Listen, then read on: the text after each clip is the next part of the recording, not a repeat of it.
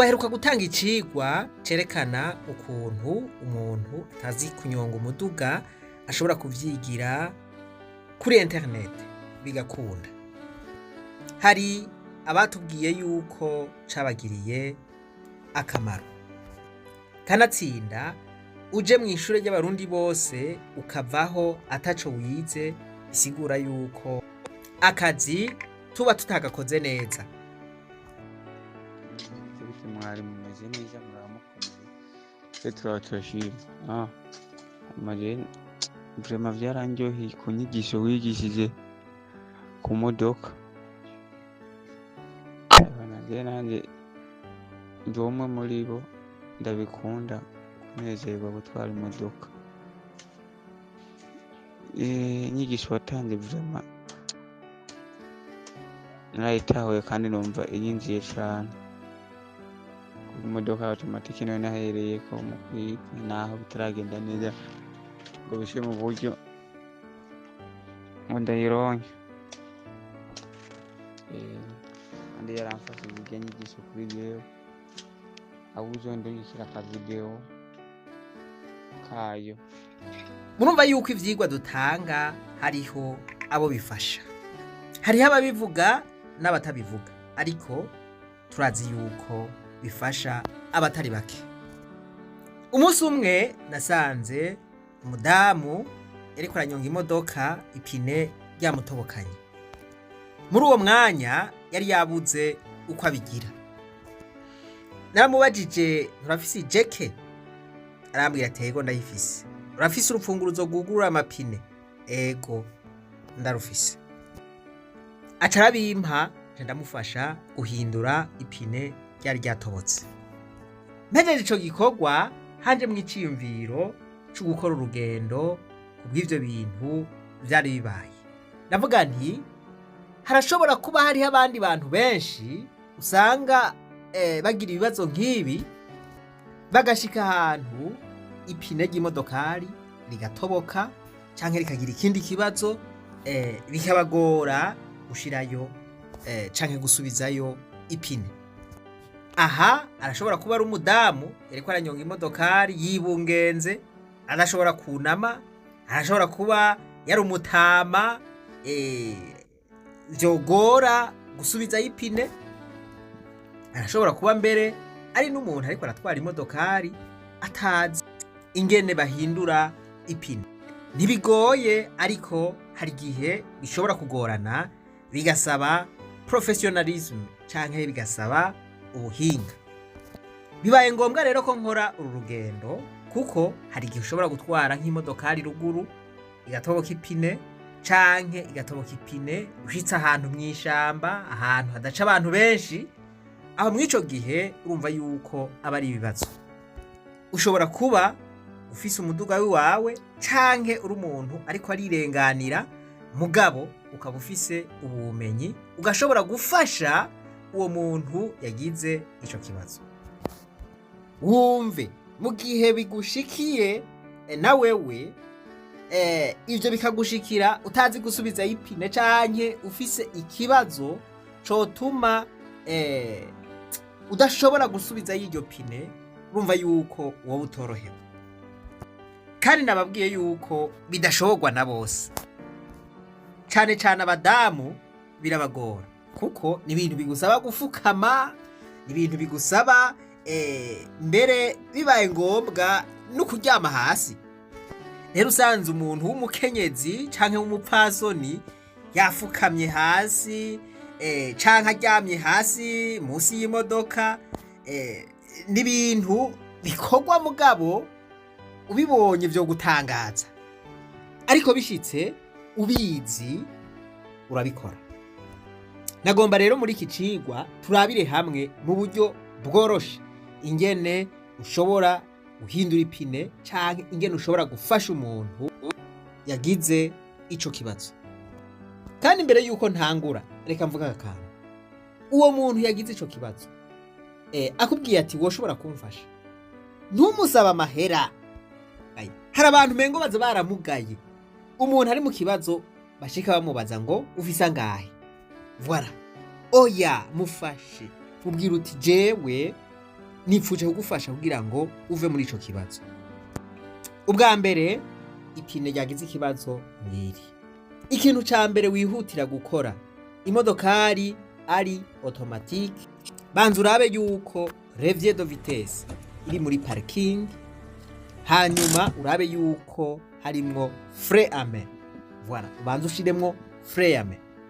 Ibiri muri parking, hanyuma ushiremwo frein à main. Ico ni ikintu ca mbere utegerezwa kubanza gukora. Ica kabiri, rondera amabuye canke itafari. Voilà, ushire munsi y'ipine kugira ngo imodokari ntisubire inyuma canke ngo ije imbere.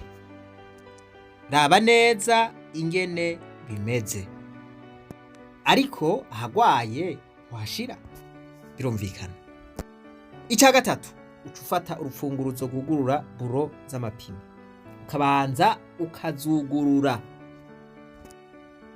Twumvikane, tuzivanako urabanza ukazorosha, nka hamwe woshobora kuzizungurutsa n'intoke. Ivyo bihejeje uca ufata ijeke ukayishira munsi y'imodokari, ukagerageza ukaraba yuko ako kantu ko hagati na hagati kari kwijeke aho gafata imodoka gatumberanye n'icuma gikomeye kiri musi.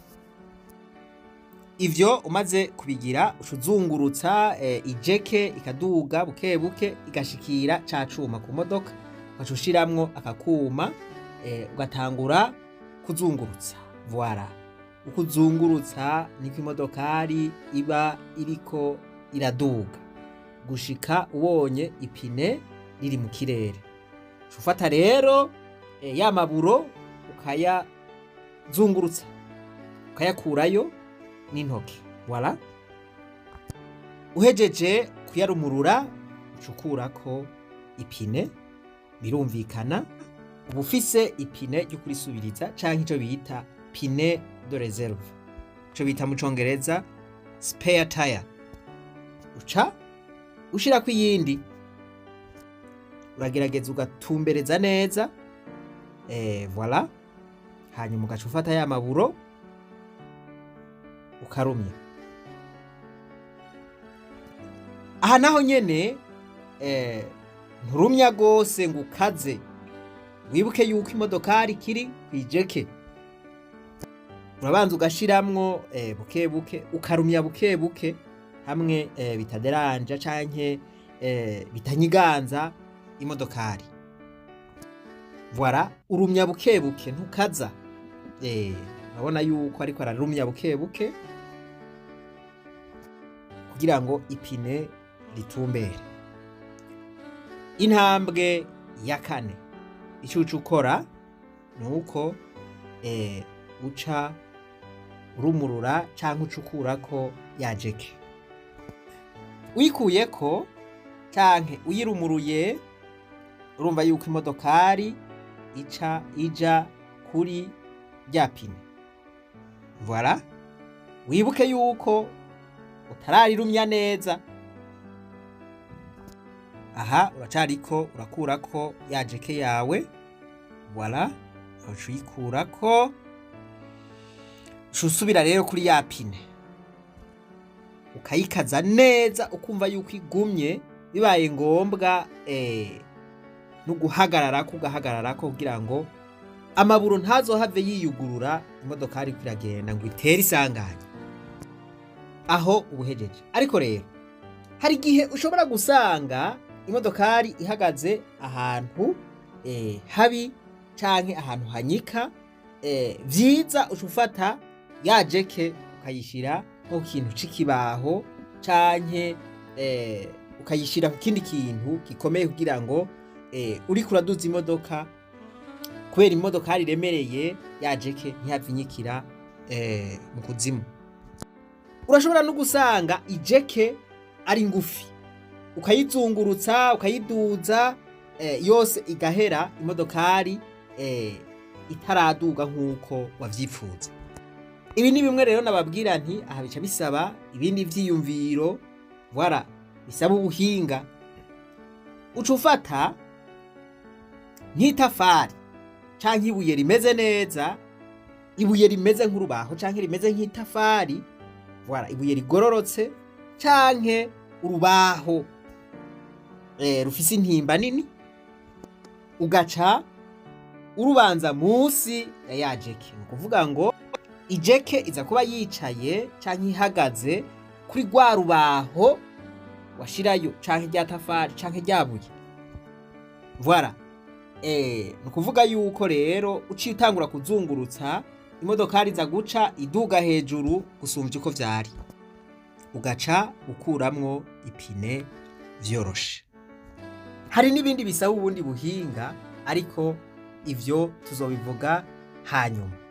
Ivyibanze, ivyankenerwa, ivyo ushobora gukora vyihutirwa mu gihe ipine y'imodokari yatobotse, nivyo tubabwiye.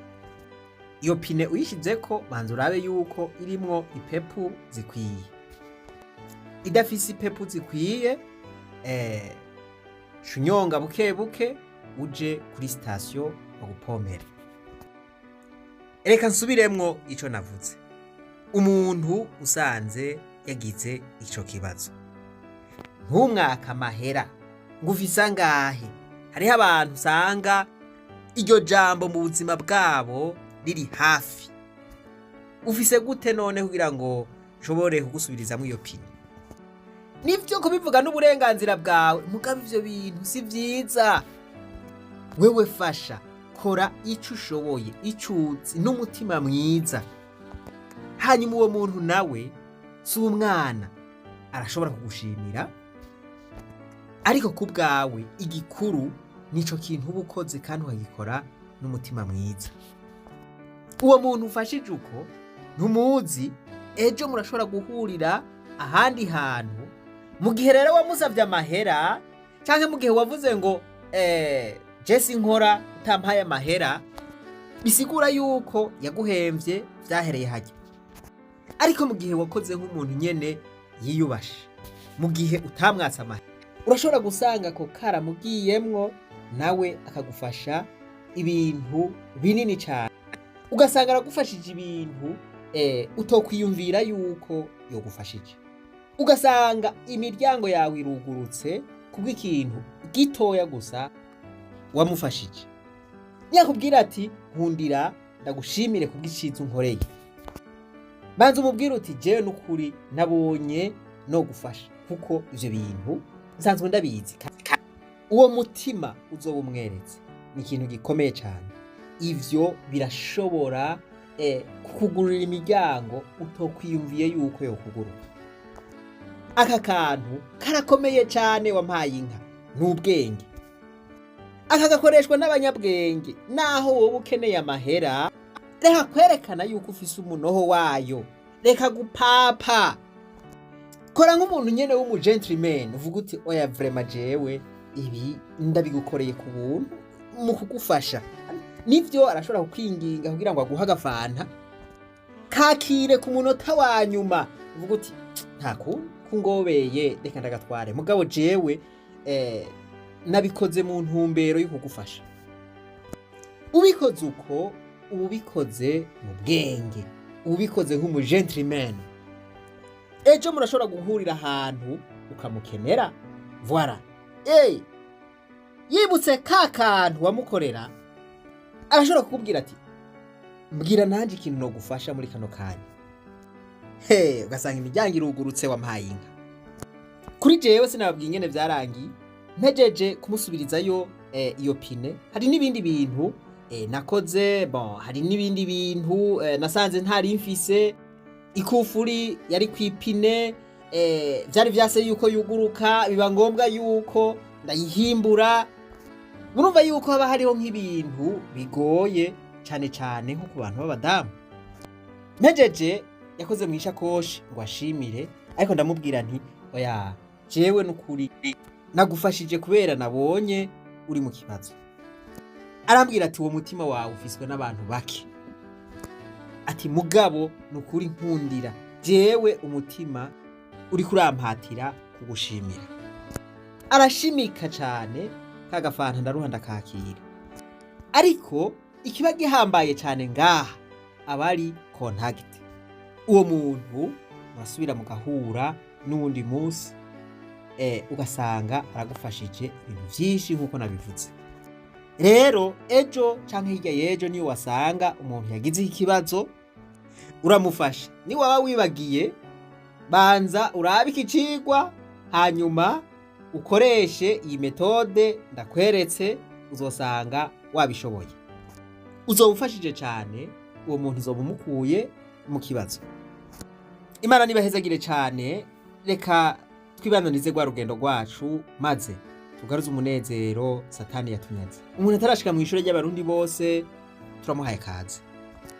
Nivyagushikira ugafasha umuntu muri ubu buryo canke hakaba hari uwo wafashije, uradushingira intahe. Tugire Kristo.